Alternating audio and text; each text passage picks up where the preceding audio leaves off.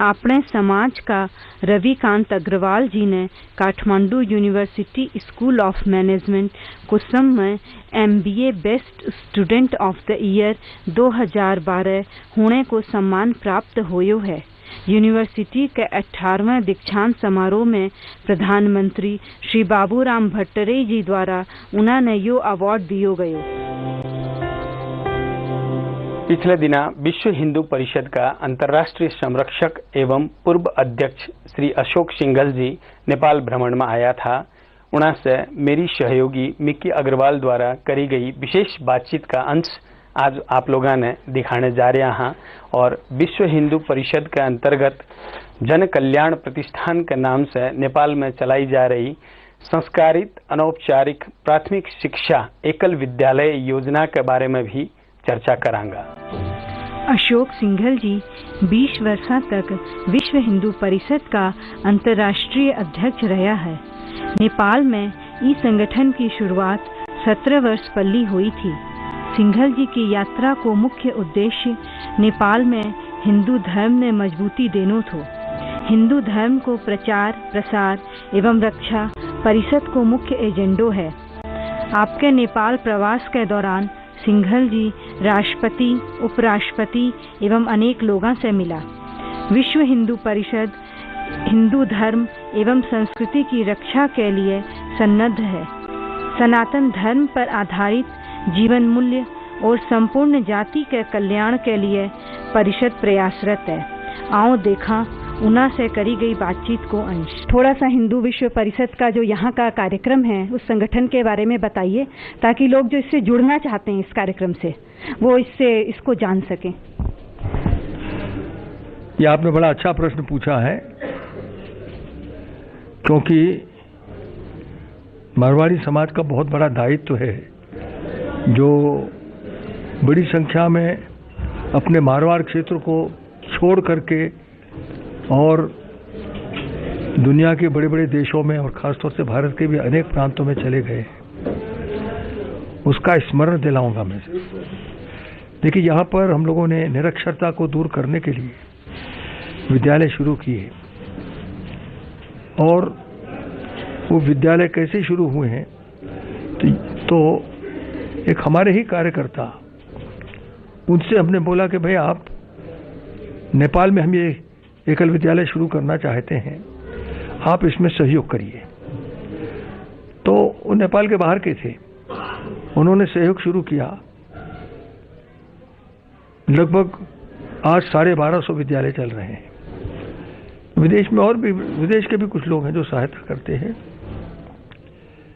मेरा इतना ही कहना है कि भाई ये सारी सहायता बाहर से आती है, हमारे अकाउंट्स लिखे जाते हैं, यही लिखते हैं, यही भेजते हैं।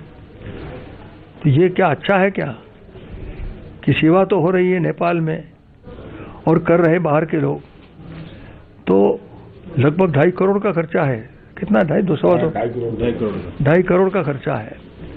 तो क्या नेपाल के लोग नहीं संभाल सकते इसको? नेपाल के मारवाड़ी समाज के लोग संभाल, भाई पूरा नहीं संभाल सकते, आधा। मैं तो मानता हूं कि पूरा भी संभाल सकते हैं। मुझे लगता है आप आह्वान करेंगे तो समाज आपके साथ आएगा। तो मैं तो आह्वान करता हूं और चाहता भी हूं, मेरे हृदय से भी इच्छा है, क्योंकि हम भी उसी कुल में उत्पन्न हुए हैं। इसलिए हमारी इच्छा है कि इन सब लोगों को कुल मर्यादाओं को रखना चाहिए, इसलिए ऐसा करना चाहिए। जैया कि आप लोग सभी सुनिया, विश्व हिंदू परिषद नेपाल में जो उदाहरणीय काम कर रही है वो है जन कल्याण प्रतिष्ठान के नाम से संचालित एकल विद्यालय।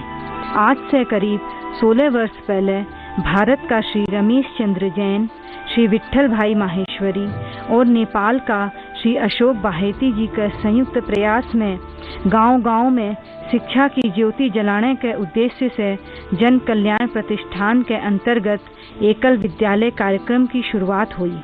ई विद्यालय में संस्कारित अनौपचारिक प्राथमिक शिक्षा प्रदान की जावे है। 23 विद्यालय से शुरू होएड़ो यो कार्यक्रम आज नेपाल के 12 अंचल 36 जिला में आपकी सेवा पहुंचा रहे है।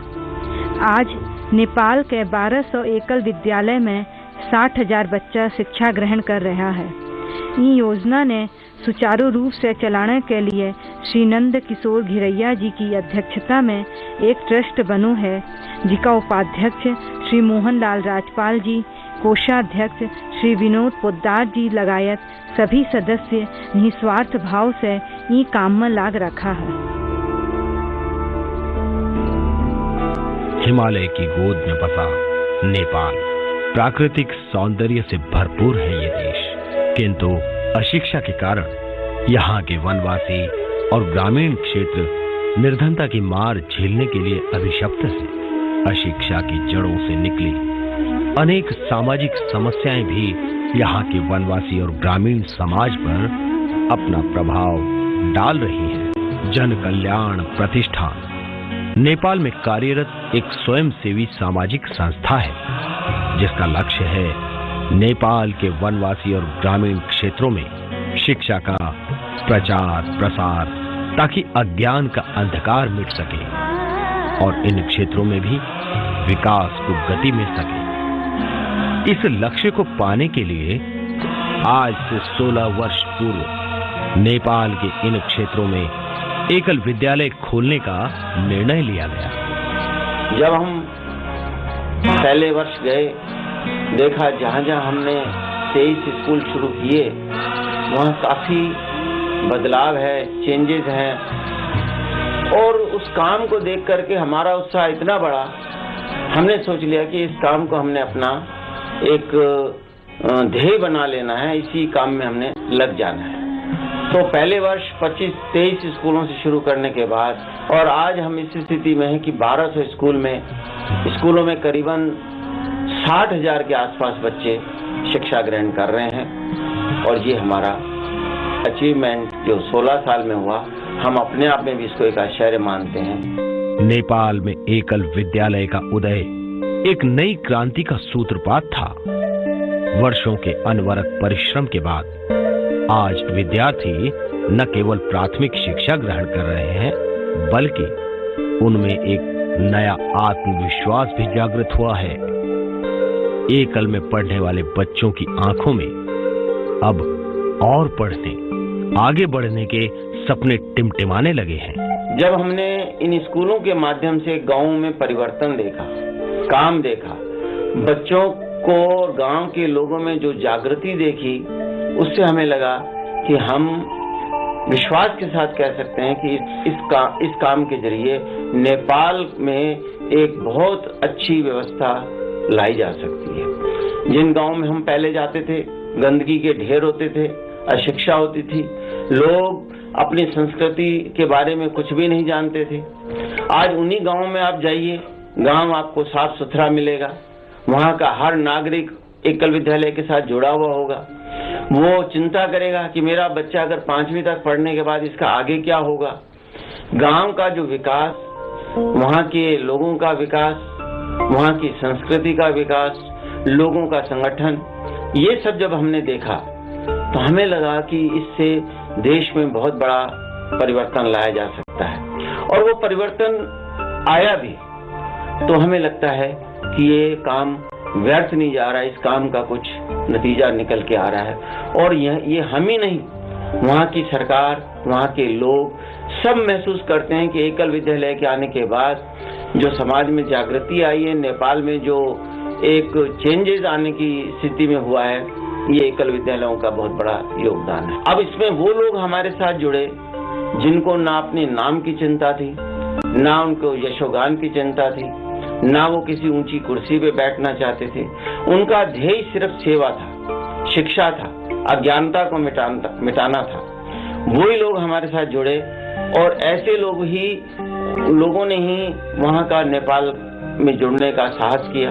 देखिए, जो हमने वन यात्राएं किए हैं, हालांकि हम जर्मनी रहते हैं, कोई इटली रहता है, कोई इंग्लैंड रहता है, हमारे लिए उन गांवों में जाकर के सोचना भी कई बार डराता है हमें। टूटी हुई रोड्स, टेढ़े बांके रास्ते, भयानक घाटियां, ये सब चीजें देखते हैं तो मन में एक भय भी साथ के साथ उत्पन्न होता है। लेकिन जब हम गए और जब किसी काम के लिए आपके मन में जोश हो, आपके मन में उसके प्रति कुछ कर गुजरने के भाव हो, तो फिर आपको ये दुख ऐसे लगने लगते हैं कि ये आपके लिए वरदान है, आपके लिए एक बहुत बड़ी सफलता के दरवाजे हैं। और हम जिस गांव में भी गए, जिन स्कूलों को देखने के, गांव के सारे लोग, मैं सोचता हूँ गांव में एक भी बच्चा भी नहीं रहा होगा, वो सब स्वागत करने के लिए गांव के बाहर तक हमारे पास आए। गांव वालों का जो हमें सहयोग मिला है, अगर वो सहयोग ना होता हम तो इतना काम कर भी ना पाते। तो अगर आप स्वयं भी वहां जाके, मैं हर किसी व्यक्ति को, जो भी हम जुड़ने, हमारे साथ काम के साथ जुड़ना चाहता है या जुड़ने वाला होता है, हमने कभी उनसे कहा नहीं कि आप हमें इतना धन दीजिए। लोगों ने अपने आप ही हमको धन भिजवाया और हमने एक ही बात कही कि आप नेपाल चलिए, आप वहाँ काम देखिए, आप लोगों से मिलिए, लोगों में इसकी जो प्रतिक्रिया है, जो इसके बारे में उनका सोच है, आप उसकी जानकारी लीजिए। अगर उसके बाद आपको लगता है कि आपका काम ये समझ में आ रहा है, आपका 1 रुपया 10 रुपए में चल रहा है, तो आप इसमें सहयोग दीजिए। अब लेवा हाँ एक छोटो सो विश्राम। देखता रहियो हिमालय टेलीविजन। लेकिन विश्राम में जाने से पहले ई हफ्ते को दर्शक प्रश्न एक बार। विश्राम के बाद फिर से स्वागत है। आओ देखा विश्व हिंदू परिषद का अंतर्राष्ट्रीय संरक्षक एवं पूर्व अध्यक्ष श्री अशोक सिंघल जी से हुई बातचीत को बाकी अंश। नेपाल में हिंदू धर्म ने मजबूत करने के लिए विश्व हिंदू परिषद की के भूमिका हो सके है, ई पर उना को कहनो थो।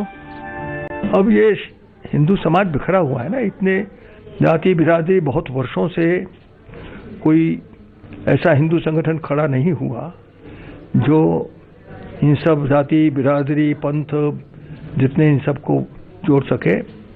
विश्व हिंदू परिषद इस काम में लगा हुआ है और विभिन्न प्रकार के संगठनों के माध्यम से उसको जोड़ने का प्रयत्न हो रहा है। तो समय लगेगा कि सारा समाज फिर से संगठित होकर के एक बात अब सबके मन में आ रही है, जानकारी में आ रही है कि ये हिंदू पहचान को ही मिटाना चाहते हैं इस देश में आने वाले जो चर्च में आए हुए ये जो विदेशी तत्व हैं, विदेशी धर्म के लोग हैं। और इसलिए हमें अपना बचाव कुछ न कुछ किसी न किसी ढंग से करना होगा और इसलिए ये संगठन जरूर आगे बढ़ेगा, ऐसा मुझे लगता है। और भी हमारे यहाँ पर संगठन काम कर रहे हैं, सब मिलकर के काम करेंगे तो ये कार्य पूरा होगा और हमारी हिंदू पहचान जो नष्ट की जा रही है फिर से ये हिंदू राष्ट्र इस रूप में प्रतिष्ठित होगा, ऐसा मेरा मानना है। समय लगेगा। जैया कि आप सभी लोग जानो हो, आपरो मारवाड़ी समाज सेवा कार्य में हमेशा आगे रहते आयो है। गौ सेवा ने उमें से एक मुख्य कार्य के रूप में आपा सभी लोग लेवा हैं। नेपाल में भी जगह जगह गौशाला स्थापना करके गाया की सेवा होती आई है। ई सेवा ने और बृहद रूप देने के लिए पिछला दिना मारवाड़ी सेवा समिति नेपाल गोधाम बनाने को कार्य ने आगे बढ़ायो। गो सेवा का संबंध जी से पूछो गयो प्रश्न में उना को कहनो थो कि गो रक्षा एवं संवर्धन के कार्य में विश्व हिंदू परिषद हर तरह से सहयोग करने के लिए तैयार है। मारवाड़ी समाज बहुत आगे है गौ रक्षा के कार्य में। केवल रक्षा का कार्य नहीं, गौ संवर्धन के काम में लगा हुआ है। बहुत सी गौशालाएं चलाते हैं और मैं तो समझता हूँ गौशालाएं चलाते हैं तो ज़्यादातर हमारे व्यापारी ही चलाते हैं। हम तो उस सब कार्य के साथ हैं जो गौ रक्षा के लिए लगे हैं, गौ संवर्धन के लिए लगे हुए हैं। विश्व हिंदू परिषद ये उनका सब प्रकार का उनके साथ देने के लिए तैयार है। नेपाल में 250 वर्ष पुरानो राजतंत्र के पतन के बाद कई तरह का परिवर्तन देखने मिला। उन सब परिवर्तन से लोगों में एक प्रकार को असंतोष पैदा होतो जा रही है। ये बात पर सिंघल जी चिंता जताया। एक परिवर्तन आया, असंतोष पैदा हो गया है लोगों में, समाज में, कि पहले हमें राजा के प्रति असंतोष हुआ, फिर कॉन्स्टिट्यूशनल मोनार्की आ गई, फिर यहाँ के लोग चुनकर आ गए, उनसे असंतोष हो गया। अब सोचते थे कि शायद अब एक नया संविधान बन रहा है, वो संविधान बने, संविधान ही नहीं बन सका है। तो यहाँ पर सबसे बड़ी प्रगति ये हुई है कि समाज में असंतोष इतने बड़े प्रमाण में आ गया है कि लोगों को लगता ही नहीं कि हमारा भविष्य ये बन पाएगा कि नहीं बन पाएगा, और कैसे हमारा कैसा भविष्य होगा। लोगों को शंकाएं पैदा होने लग गई। आपने समाज की एक परंपरा रहती आई है कि आपा साल भर में जो भी कमाई करा हाँ उमर से कुछ हिस्सों धार्मिक एवं सामाजिक कार्यों के लिए अलग कियो जावे है। इन्हें सामान्यतः आपा लोग धर्मादो खातर के नाम से जाना है। ए बारे में सिंघल जी को कहनो थो कि उरे का मारवाड़ी समाज ने सोचना चाहिए कि एक बड़ो धर्मादो निकाल के संपूर्ण नेपाली समाज की सेवा में खर्च करने से उना को प्रेम एवं आकर्षण अर्जित करो जा सके है। हमारे यहाँ धर्मादा निकाला जाता था हमेशा। अगर लोगों को ये लगेगा कि ये नेपाल के समाज से पैसा संग्रह करके और आनंद कर रहे हैं, अपना भौतिक उसका आनंद ले रहे हैं, तो लोगों के मन में उनके प्रति घृणा पैदा होगी। और अगर वो धर्मादा निकाल करके और सच्ची सेवा में लग जाएंगे तो लोगों का प्रेम अर्जित करेंगे, आत्मीयता अर्जित करेंगे, लोगों का उनके प्रति आकर्षण होगा। इसलिए सभी मारवाड़ी समाज के लोगों को सोचना चाहिए एक बड़ा धर्मादा और यहाँ पर सेवा के कार्यों के लिए निकालें। जितने प्रकार के सेवा के कार्य आवश्यक हैं सब में उनको धन लगाना चाहिए। केवल अपने परिवार के लिए रहते हैं और संग्रह करते हैं और यहाँ से पैसा भारत में भेजते रहते हैं, अपने परिवारों में भेजते रहते हैं, ये हमारा आदर्श नहीं हो सकता है। मारवाड़ी समाज विश्व के हर कोने में व्यापार व्यवसाय के क्षेत्र में आपकी उपस्थिति दिखाने में सफल रहो है। ये बात की सिंघल जी खुल के प्रशंसा कर्या। सागे उना को कहनो थो कि सेवा कार्य में अब इन दिनों में निस्वार्थ भाव की कमी नजर आ रही है। नहीं, मारवाड़ी समाज उसने दुनिया भर में व्यवसाय, व्यापार, इंडस्ट्री, इसमें बहुत बड़ा स्थान प्राप्त किया है और बड़े बड़े कार्य ये अपने हाथ में लिए हैं। और बड़ा आश्चर्यजनक उन्होंने दुनिया में जो कंपटीशन चला हुआ है आज, उस कंपटीशन में वे भी आगे बढ़ करके दिखाई दे रहे हैं। ये तो मैं उनके लिए बड़ी प्रशंसा करता हूं। मगर जो मैंने बात कही है कि वे एक धर्मादा उसमें से ही निकाल करके समाज के लिए निकालें, इधर उनके भीतर ये व्यवहार नहीं दिखाई देता है। तो दुनिया के कंपटीशन में तो वो निश्चित ही आगे आ रहे हैं। अब ऐसा नहीं है कि कोई ज्यूस के व्यापारी, यूके के व्यापारी या अमेरिकन व्यापारी कोई उनसे बहुत आगे हैं।